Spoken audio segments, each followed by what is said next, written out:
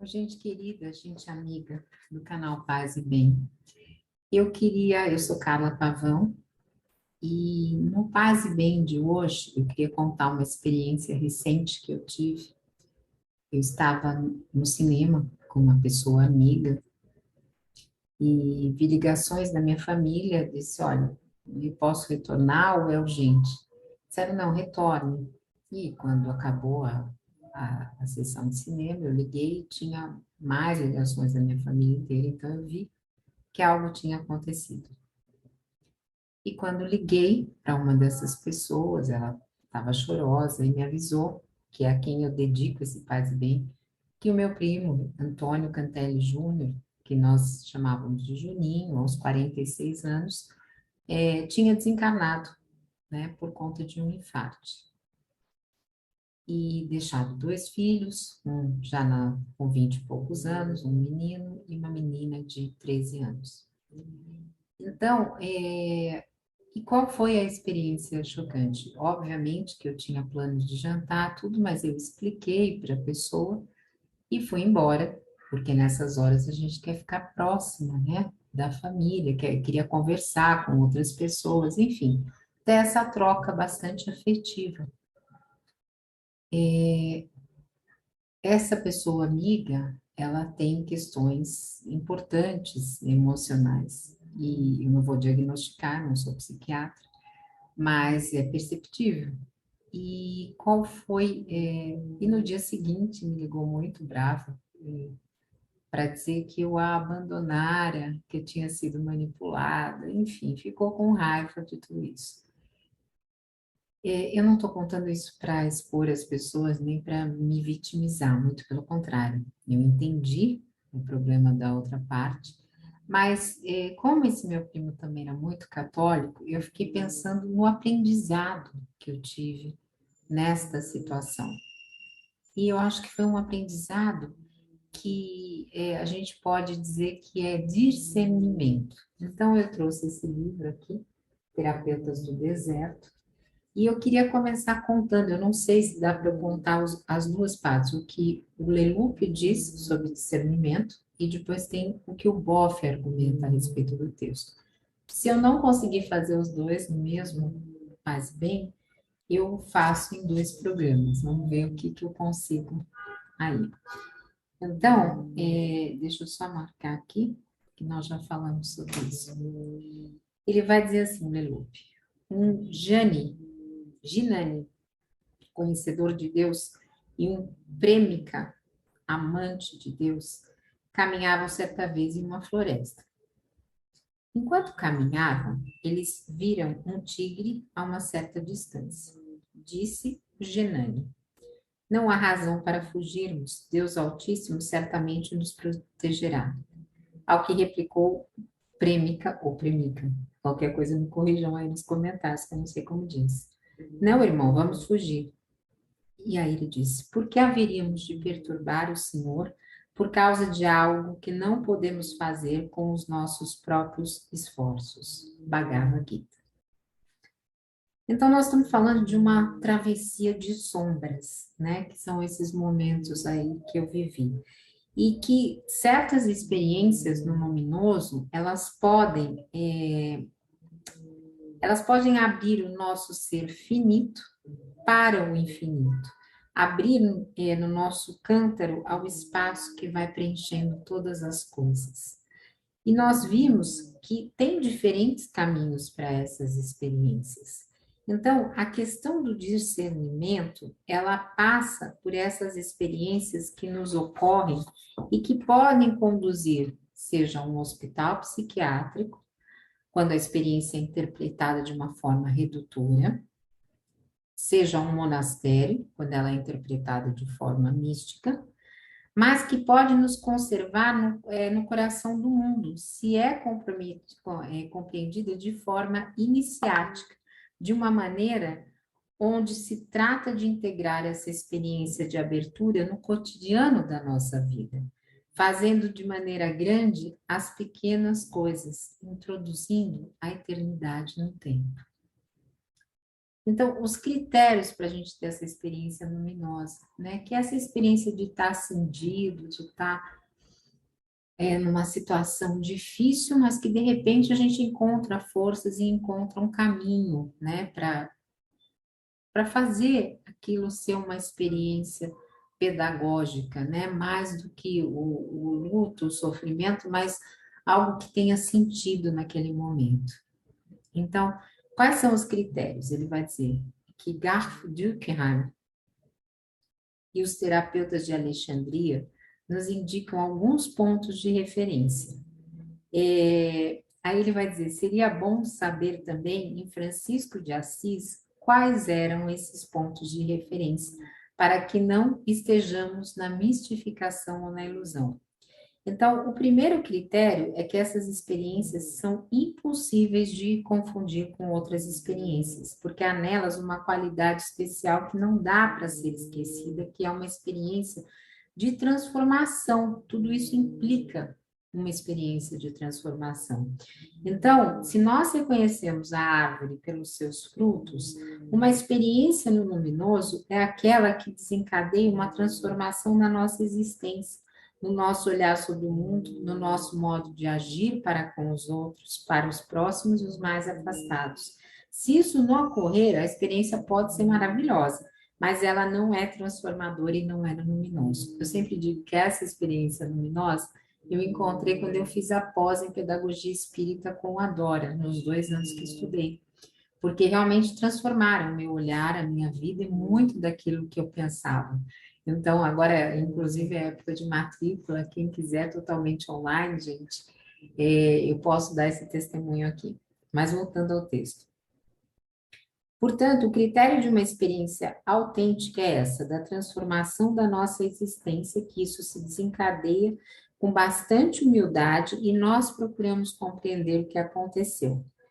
Então, nós podemos ver com nossos próprios olhos, né, compreender aquilo, saber que não estamos loucos e lembrar que aquilo aconteceu. O terceiro aspecto é a qualidade da irradiação que está em nós após essa experiência. Então, aqueles que nos cercam perguntam o que nos aconteceu. Eles dizem, diz que está amando, que ele tem alguém na vida. Então, um cristão, por exemplo, não é mais inteligente do que os outros, melhor do que os outros, ou irradia mais que os outros, mas é alguém que tem alguém, esse alguém com A maiúsculo, em sua vida e que caminha com esse alguém. Então, se nós caminharmos com essa qualidade do luminoso, alguma coisa vai emanar do nosso ser. Primeira vez que eu ouvi falar de luminoso, eu estava lendo um dos livros do Jung. É um livro de capa vermelha. Eu não lembro se ele chama alguma coisa da religião, mas eu não vou lembrar o nome. E depois eu fui ler a biografia dele, um dos últimos livros dele antes de desencarnar.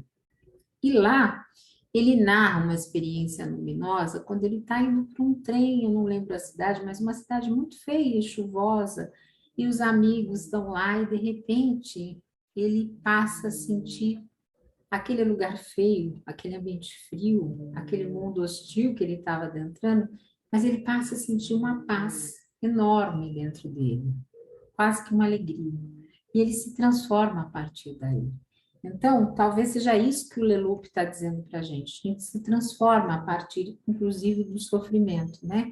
Inclusive, quando a gente tem o discernimento de não entrar em atrito com uma pessoa que não teve coragem de te dar um abraço, de te dar os pêsames, né? A pessoa ainda brigou comigo porque eu não saí do cinema rapidamente, para as pessoas limparem o cinema. Eu não saí porque simplesmente eu estava atônita no celular.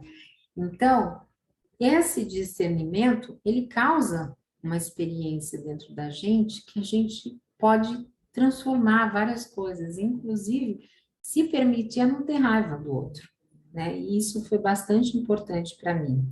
Então, ele vai dizer que essa irradiação, ela vem da força do eu, da inteligência, da sedução.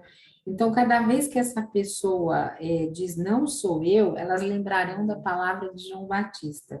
Eu não sou, um outro é ou eu sou. Aquele que disse, antes que Abraão fosse, eu sou. Eu não sou a luz, eu sou o testemunho da luz. Eu não sou o sol, eu sou a lua. Eu não sou a fonte de luz, mas eu espelho a luz. É preciso que ele cresça e que eu diminua. São Francisco não queria que se apegassem a ele, mas ao seu bem-amado, ao Cristo. O Cristo, ele mesmo, não queriam que se apegassem a ele. E quando uma mulher o chama de bom, ele responde: por que você diz que eu sou bom? Um só é bom, só o ser é bom. Eu sou apenas a manifestação do ser. Aquele que crê em mim, não é em mim que ele crê, mas crê aquele que me enviou. Esta é uma palavra do Evangelho. Então, assim, o próprio Cristo, ele não se propõe a ser um ídolo, que paralisa o nosso olhar como um ícone que abre os nossos olhos a partir do visível para o invisível. Quando se olha uma janela aberta, não se olha a janela, mas a paisagem. E o brilho, a radiação que vemos, não é a radiação da janela em si. O que é preciso olhar é o que está além dessa janela. Até propositalmente que eu deixei a janela hoje aberta aqui sem a persiana, gente, para que a gente olhe a paisagem. Não tem muita paisagem, mas que a gente olhe através dessa janela. Então, é, nós não devemos chamar de mestre pessoa alguma, segundo o Leloup. Não devemos chamar ninguém de pai. Essa é uma palavra do Evangelho, porque um único é o mestre, e só um é o pai, né? Para nós mulheres, a gente também chama de mãe, né? Esse pai num outro sentido, não do patriarcado. Somente a realidade da grande vida pode dar a vida. E os mestres que nós conhecemos, ou pai ou mãe que nós conhecemos, são instrumentos dessa grande vida para Leloup. E é importante, quando se é pai ou mãe de uma criança, lembrar que nossos filhos não são nossos filhos, eles são filhos da grande vida. E temos que amá-los e servi-los em colaboração com essa grande vida que nos habita. O quarto aspecto que ele vai dizer, que pode parecer estranho, mas segundo Graf Durkheim, é a manifestação do inimigo. Então, já dissemos que quando falamos de paz, frequentemente o que vem é a guerra, né? E nós temos experimentado isso diariamente. Então, todos nós procuramos a felicidade, mas, na maior parte do tempo, nós nos sentimos muitas vezes infelizes. E o que acontece? Isso, claro, que fazia Freud refletir, né? Por isso que no final da sua vida, em seu livro Além do Princípio do Prazer, ele nos fala da pulsão de morte.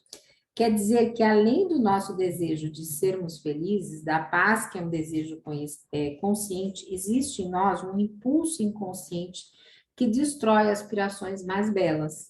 Freud explicava isso pela participação do homem na lei do universo chamada entropia, em que cada coisa se desagrega. O nosso sistema solar, por exemplo, está em vias de desaparecer. O mundo não é eterno. E é por isso, com a participação desse processo, que ele se decomporá. Então, assim nós chamamos a pulsão de morte.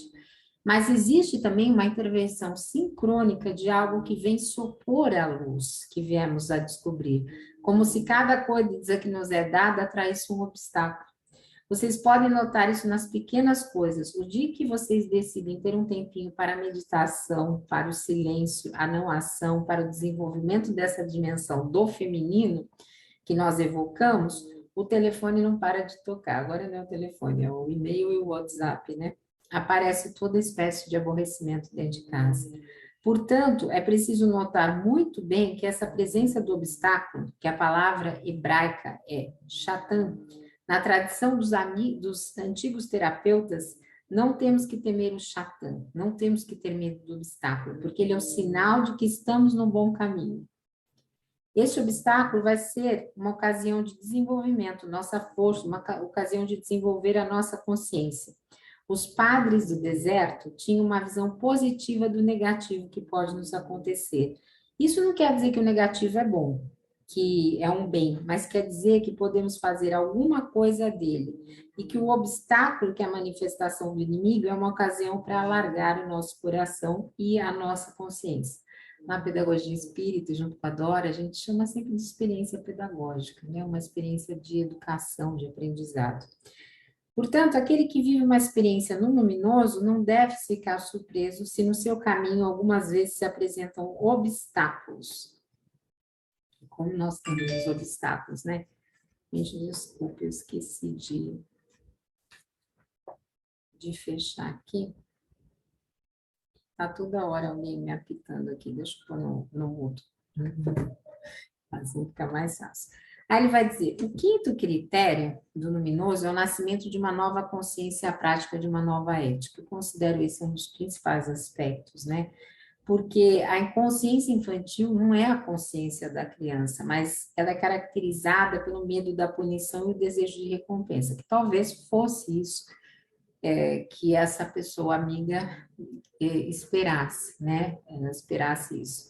Então, a maioria de nós foi educada com esse medo de punição e com o desejo de ser recompensado. Então, na linguagem religiosa, alguns pregadores jogavam bastante com isso, nos falavam do horror e do medo que deveríamos ter, do inferno. Eu nunca fui católica, mas, né, quem foi, e do desejo que deveríamos ter do paraíso. Então, ele fala assim, como se o paraíso fosse uma cenoura, né, que você coloca na frente e o burro sai andando. Então, os que escutam, lembram-se da importância de nós afirmarmos, né, a questão do nosso ego no sentido do self, né? Então, muitas vezes, nosso funcionamento ainda está numa consciência infantil, sem senso de responsabilidade, de reciprocidade, de empatia, de compaixão, né? Então, há uma consciência que é motivada por medo, por essas coisas todas de recompensa, que não é uma consciência do adulto, né? E existe uma terceira forma de consciência, que é essa consciência do luminoso, que pode despertar em nós uma ética diferente da ética habitual, né? Uma ética que é uma ética da família, uma ética da sociedade. Nós que somos progressistas, na maioria temos essa ética da sociedade, né? E ele vai dizer que é uma palavra muito dura do Cristo, né? Porque na sociedade judaica, quando ele dizia deixem os mortos enterrarem seus mortos, ele fala, a consciência que fala nele não é uma consciência da tradição, da religião, né? Mas essa consciência de responsabilidade, de fidelidade, de ética. Então, ele vai dizer que na Bíblia, a história de um profeta ao qual Deus pede para casar com uma prostituta. Ele duvida do pedido de Deus e, no entanto, obedece a essa voz interior. Então, ele vai compreender, através de um ato pessoal, o que se passa no coletivo. Que o povo de Israel está se encaminhando para a prostituição, para a idolatria, para os valores que o afastam daquele que é e que o afastam do ser essencial.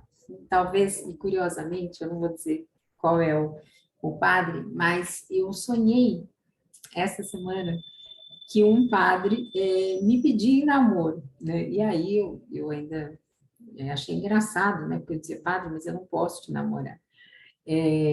Mas talvez, agora lendo o Leloup, talvez estivesse me despertando para isso, né? Que em alguns momentos existe essa consciência de obediência interior, dessa dimensão interior, de idolatria e por aí afora.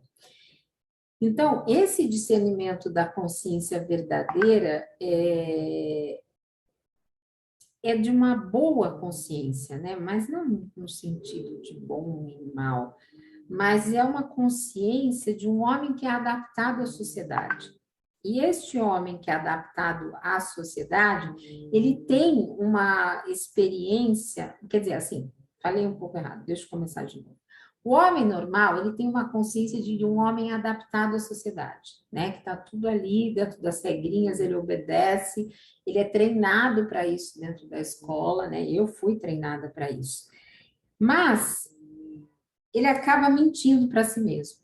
E essa consciência verdadeira, que é uma consciência do discernimento, é aquela que São Tomé dizia: se o Papa me pede para fazer alguma coisa, minha consciência pede para fazer outra, quem que eu devo obedecer? Então, no lugar do Papa, você pode colocar um guru, qualquer pessoa que você acredite, né? Mas o que nós fazemos? Então, Ele diz: escute a voz da sua própria consciência tentando esclarecê-la. Então, é importante nós escutarmos essa voz, né? Eu poderia ter ficado, poderia ter jantado, depois saído de lá, me explicado para as pessoas. O velório não foi até o outro dia, então, assim, eu poderia ter feito tudo isso, mas a preferência foi para ficar próximo. Então, eu escutei aquela minha voz interior, né? O que que eu quero nesse momento?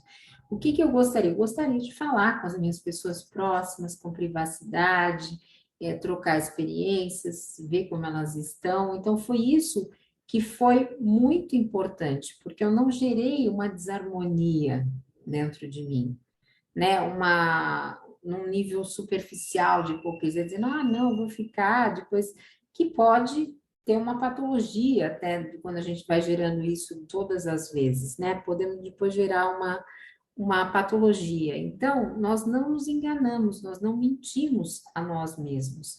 E tem um discernimento que é o discernimento da palavra, né?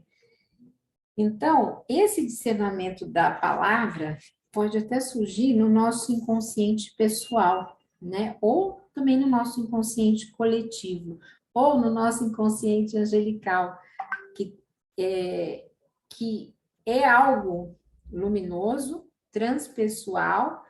E de onde vem essa palavra, né? Deus me disse para que lhe dizer que, né? Nós não temos escutado esse inconsciente.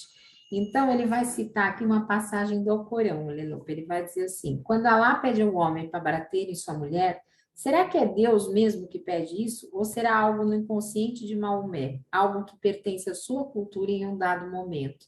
Porque vocês sentem bem que se esta palavra é tomada ao pé da letra, ela vai fazer muito mal.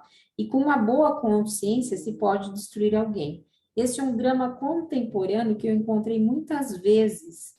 Servem-se das escrituras para destruírem uns aos outros. Essa atitude vem de um nível de interpretação das escrituras, porque os sufis, quando leem as palavras do Alcorão, não compreendem como um pedido para bater em sua mulher, essa mulher fora deles mesmos, mas compreende que é preciso trabalhar e transformar essa dimensão do imaginário que está neles. Falando em Sufi, se você perdeu logo no começo do canal Paz e Bem, nós temos vários poemas, várias vezes em que Rumi é citado aqui.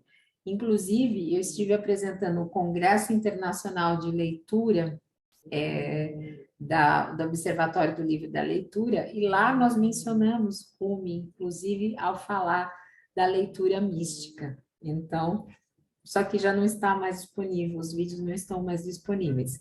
Mas se você tem esse interesse, volta lá na nossa playlist e veja um pouquinho mais sobre Rumi. Então, tudo isso, né, é para dizer o seguinte, que respeitar alguém também é respeitar seus erros e suas ilusões, né?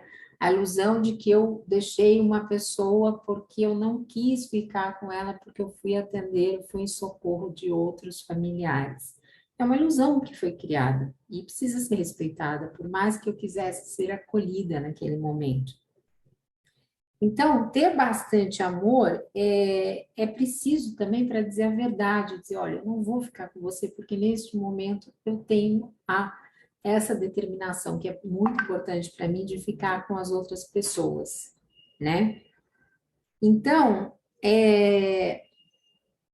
nessa consciência nova que ele está propondo a partir do discernimento, nós podemos sim perceber aquilo que é amor e aquilo que é verdade. E as coisas podem caminhar juntas, né? Então, aí ele vai falar o que, que é a nova consciência. E não vai dar tempo de eu falar do texto do Boff, porque já está muito comprido esse Paz e Bem. Mas depois, se vocês quiserem, deixem nos comentários, eu faço um falando do Boff. Então, ele vai dizer que essa nova consciência é o despertar de um coração inteligente, o despertar da inteligência do coração. Então, nessa nova inteligência, o mundo vai nos aparecendo diferente. E por quê? Porque nós conhecemos três palavras importantes nessa nova consciência: urgente, necessário e essencial. A maior parte de nós vive na urgência. Nós temos coisas a fazer, nós vivemos no necessário, somente porque nós temos grandes necessidades para nós mesmos, para a nossa família, para o país, para o mundo. Mas quando se trata do essencial, nós estamos na dimensão espiritual da nossa vida. Isso fica para mais tarde, quando eu tiver resolvido esses problemas urgentes. Quando eu for velho, poderei rezar. Agora não tenho tempo. Então, ele vai falar que o despertar de uma nova consciência vai mudar esses valores. Talvez seja um grãozinho de mostarda que nós aqui do canal Faz Bem tentamos, junto com essa comunidade maravilhosa, fazer como se fosse um terrário, sabe? Um vidro. Aliás, deixa eu parar um minutinho aqui, gente, para mostrar o terrário. Eu ganhei um terrário.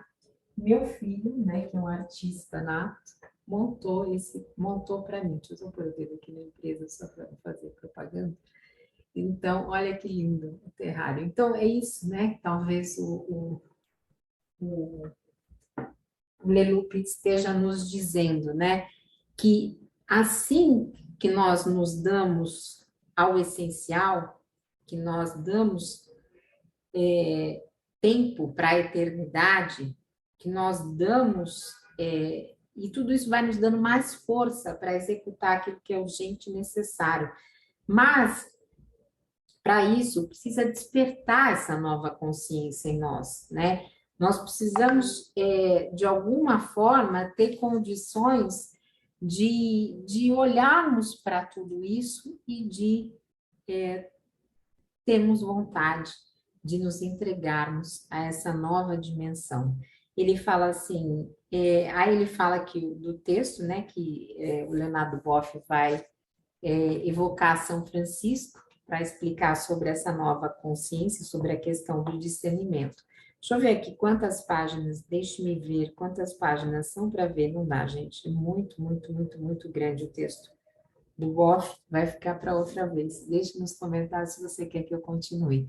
Lembrando que nós temos Caminhos do Espiritismo, compartilhe, curta, se inscreva no nosso canal e vamos juntos, juntas e juntos. Um beijo grande, gente. Paz e bem.